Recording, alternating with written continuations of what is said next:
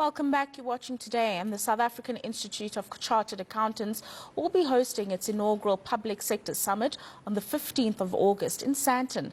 The summit will bring together leaders and professionals to deliberate on key issues and share insights for driving positive change and, of course, economic growth in South Africa.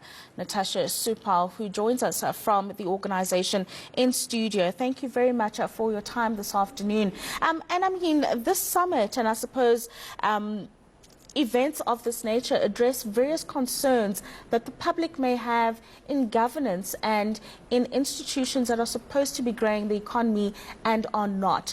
As SAICA, you play a very important role in this aspect. What are some of the major concerns that you hope will be ventilated in this particular event? Thank you, and good afternoon.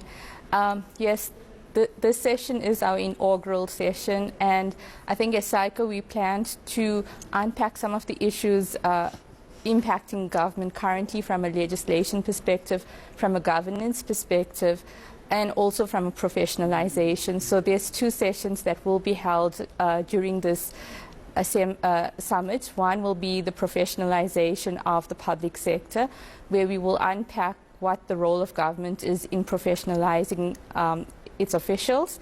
And the second session will be on accountability and governance and how we can improve governance within government. And what does professionalization of government and its officials mean? And what impact would it have on things like service delivery? Because those have had a huge impact of not only economic development, but on the livelihoods of households in the country.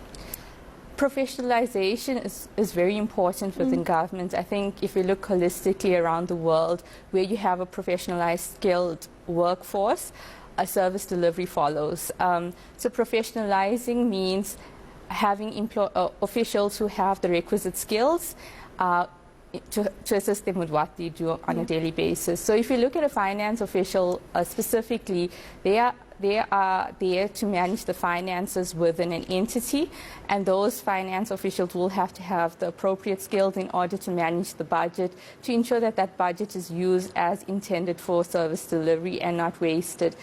It then becomes critical that that individual has the skills to support government from a finance perspective. Yeah, and I mean, what are the economic implications of a conversation like this, or the lack thereof? Because as you say, it has an implication on service delivery and other impacts on the livelihoods and households in the country. If we look at South Africa currently, we've noted that there's always been a decline in the past few years. When the Auditor General spoke, a decline in the audit outcomes, in service delivery, and this continues year on year. There has been no improvement, and we've noted that government is actually struggling. So the individuals who will be part of this event will look at trying to get solutions collaboratively. So we have individuals from civil society, we have business there, we have government officials there, and together we will speak of the issues that are currently challenging South Africa and how we can together come up with a solution. As an organization, and I mean there are many other organizations that regulate or have an overseeing point of view on different sectors in the economy, do you think that enough has been done to make sure that the accounting, the auditing profession is utilized to the best of its ability within government institutions to advance topics or themes that you'll be addressing at the summit?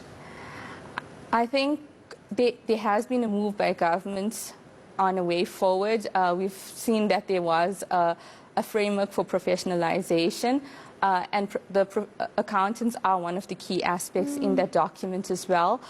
So there is a slow step towards that. There has been conversations with government to deal with this.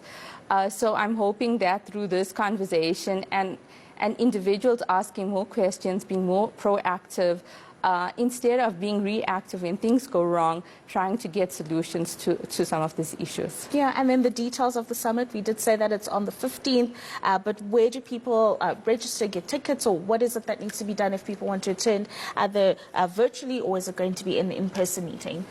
So it's a hybrid. We have a virtual link available, so you can join us anywhere in South Africa through that virtual link. You have that option also to provide comments. Your comments will be played live during that session. Those comments will also be asked to the panel members. And we have a physical link as well. So the physical link is in Sandton.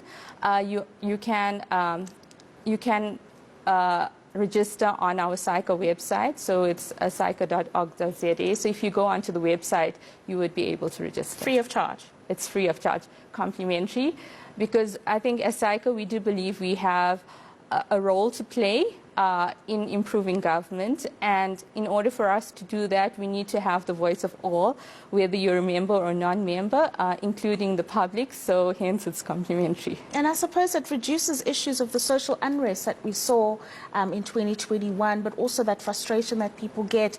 It's important for conversations of this nature to happen, is it not? Yes, it's very important. If we look at the social unrest, it's what the public is feeling on the ground currently, where there's no growth in the economy, unemployment, and increase in a cost of living.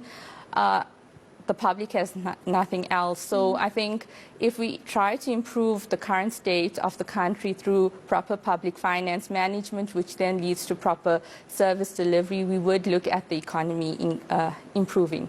Yeah, no, thank you very much for your time. We really appreciate it.